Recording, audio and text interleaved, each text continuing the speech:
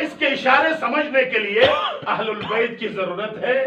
اب یہ اشارہ گھر والے سمجھ سکتے ہیں، ہاں در والے بھی ہیں، ان کا احترام ضروری ہے، در والے اپنی جگہ، لیکن در والے اشارے نہیں سمجھ سکتے ہیں، گھر والے اشارے سمجھ سکتے ہیں۔ لہذا اس لیے کہا کہ انی تارکن فیکم الثقلین، میں دو چیزیں گران بہا چیزیں چھوڑ کے جا رہا ہوں، ایک قرآن اور ایک اہل بیت۔ مصیبت یہ ہے کہ ہم نے تقسیم کیا ہوا ہے، کوئی اہل بیت کو سینے سے لگا کر قرآن صامت کو کسی نے چھوڑا ہے، تو کوئی اس قرآن صامت کو سینے سے لگا کر اہل بیت کو چھوڑا ہے، جس کی وجہ سے دونوں نقصان میں۔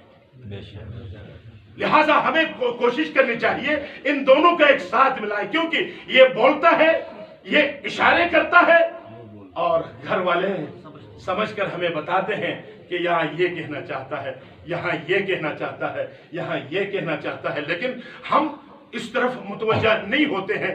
اگر آپ واقعی ہمارے لیے کتاب اگر کافی ہے تو پھر الف لام میم کا ترجمہ کرو، کاف ہا یا عین صاد کا ترجمہ کرو، ہا میم کا کوئی ترجمہ کرو، حروف مقطعات کا کوئی ترجمہ کرو، لیکن ہم یہ دیکھتے ہیں کہ حروف مقطعات جتنے بھی ہیں ان کو جمع کرو کل 14 بنتے ہیں، تکراری حروف کو جمع کرو تو 14 بنتے ہیں۔ 14 کا اگر کوئی جملے بنائے تو کوئی جملہ نہیں بنتا ہے، کوئی جملہ نہیں بنتا ہے، سارے محمل جملے بنتے ہیں، مستعمل کوئی جملہ نہیں بنتا ہے۔ اگر ایک جو جملہ مستعمل بنتا ہے جو محمل نہیں ہے، وہ جملہ کیا ہے؟ صراط علی حق نمسکہ، علی کا راستہ حق ہے اور ہم اس کی اطاعت۔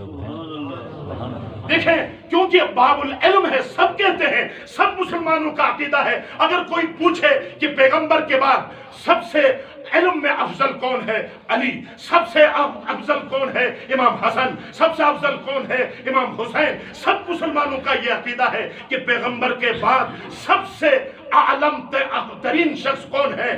علی۔ اعلم الناس کون ہے؟ علی۔ آخرم الناس کون ہے؟ علی۔ اشجع الناس کون ہے؟ علی۔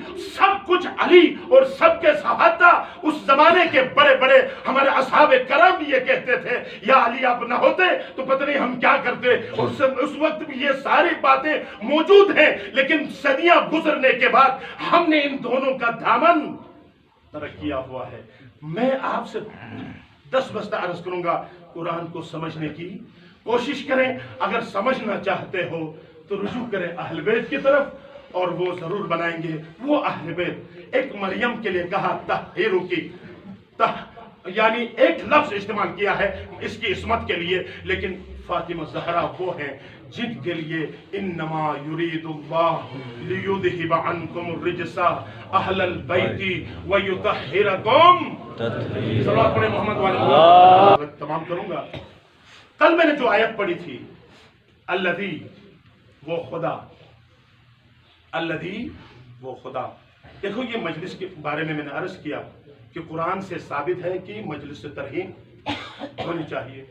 اگر مجلس ترحیم نہ ہو، اہل بیت کا تذکرہ نہ ہو اور ہم روئیں تو ہم جزا فضا کریں، وہ جائز نہیں ہوگا۔ میں نے قرآن سے کل آیتیں پڑھی ہیں، اب تکرار نہیں کروں گا، صرف اتنی بات میں ضرور کرتا ہوں کہ مجلس کیا ہے پتہ ہے؟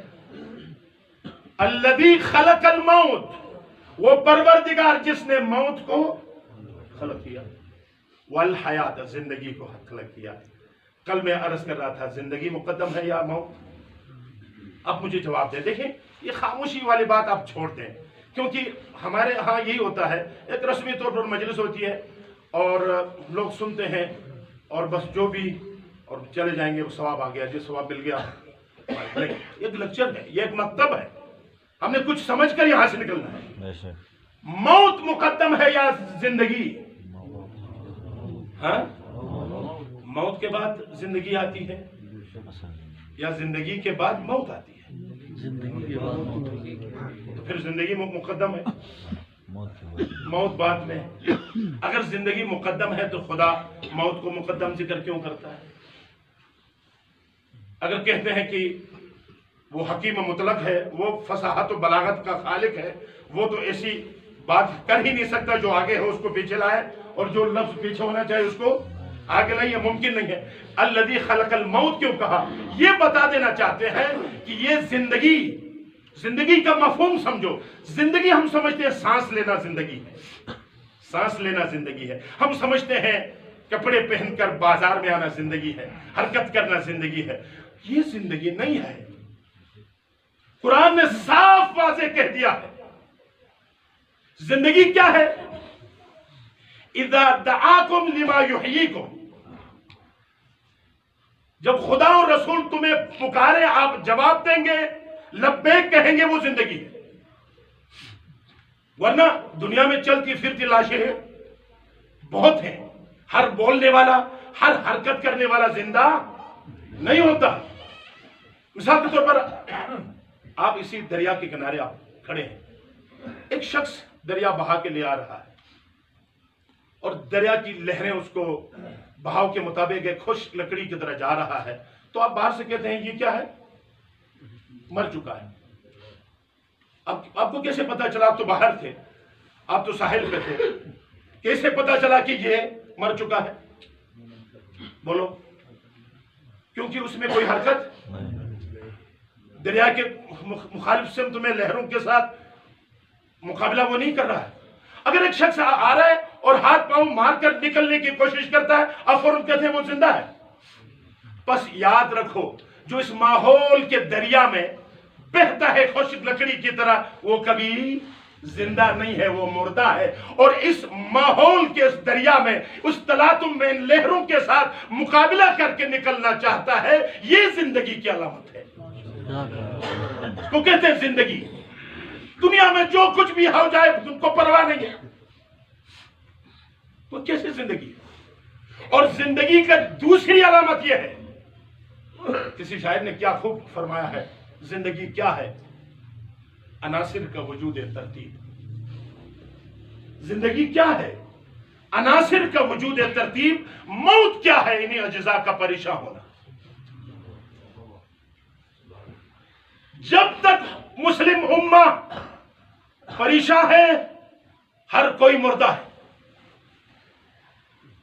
آپ کو یہ بھی میں بات بتاؤں، جب بھی دیکھو لاشخور جانور جری ہو کر چیڑ پھاڑتا ہے تو سمجھ لو آپ ایک انسان کو، زندہ انسان کو جنگل میں لے جائیں اور کسی درخت کے ساتھ باندھ دیں، کوئی لاشخور قریب نہیں آئے گا، کیونکہ وہ سون کر ان کو پتہ چلتا ہے کون مردہ ہے کون زندہ ہے.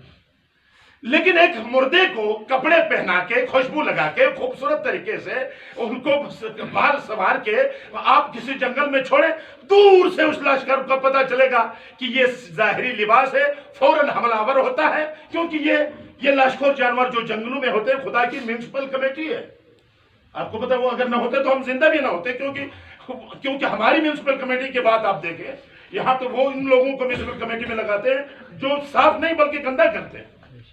لیکن مصیبت یہ ہے اللہ کی وہ میونسپل کمیٹی ہے جو صفائی کے لیے خدا نے پیدا کیا ہے، لیکن وہ مردوں کو دور سے حس کرتے ہیں، سمجھتے ہیں. جب پتہ چلتا ہے یہ ظاہری لباس ہے، اندر سے مر چکا ہے، بے تحاشا آ کر اس پر ٹوٹ پڑتے ہیں اور وہ نوچ کر وہ گوشت کھاتے ہیں.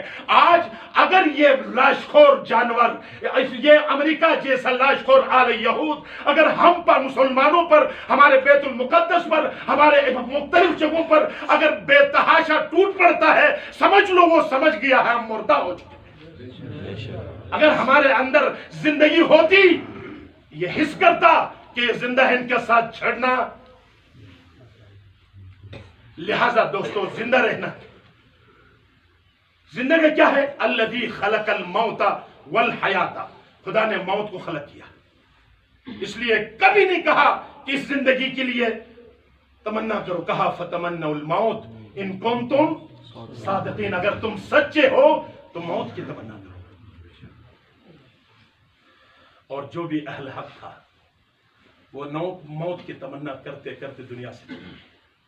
ہر سجدے میں اہل ایمان موت. اگر موت کی تمنا جس وقت ہمارے معاشرے میں آئی، واللہ کوئی مائی کا لال اس معاشرے کے ساتھ مقابلہ نہیں کر سکتا. لیکن ہر کوئی آج بھاگتا ہے. جتنے بھی بھاگو موت تو آنی ہے. موت سے کوئی نہیں بھاگ سکتا، کوئی فرار نہیں کر سکتا. لا یمکن الفرار من حکومتی کہ پروردگار تیری حکومت سے کوئی فرار. اب کیوں یہ زندگی، موت اور زندگی کو خلق کیوں کیا؟ سنو، لیبلو